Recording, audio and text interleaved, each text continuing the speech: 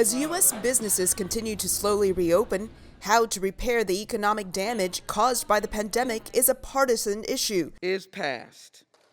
The $3 trillion coronavirus relief bill passed in the U.S. House of Representatives reflects the differences between Republicans and Democrats. First, open the economy, test, test, test. Two, we want to honor our heroes by helping state and local entities. And three, we want to put money in the pockets of the American people. With a presidential election just months away, the latest bill, Republicans say, is packed with Democratic priorities. It's got so much unrelated to the coronavirus. It is dead on arrival here in terms of a viable idea. The amount of money and the way you spend the money and the unrelated provisions in the bill make it impossible for it to get out of the Senate. The bill includes student debt forgiveness and financial assistance to frontline healthcare workers, renters and homeowners, and farmers.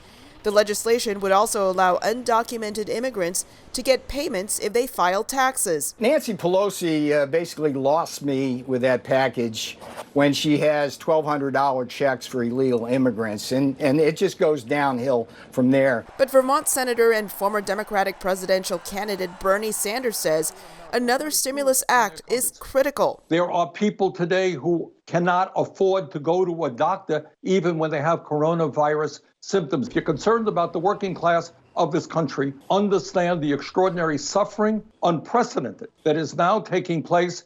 Demand that Congress act. Sanders says the Senate needs to improve on the current legislation to help people who aren't working during the pandemic. I happen to believe that we should go in the direction of a paycheck security process similar to what has been done in Europe, which says to every worker in America, you will continue to receive your paycheck and the other benefits which you had when you were on the job. And when this crisis is over, hopefully sooner than later, you're just going to go back to work.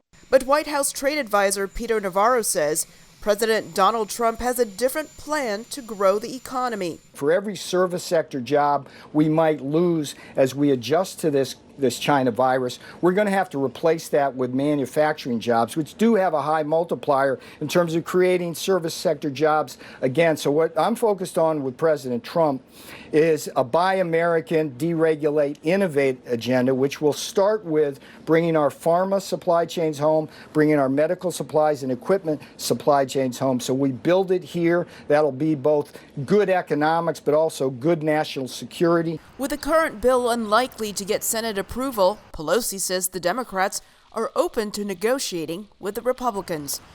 Elizabeth Lee, VOA News.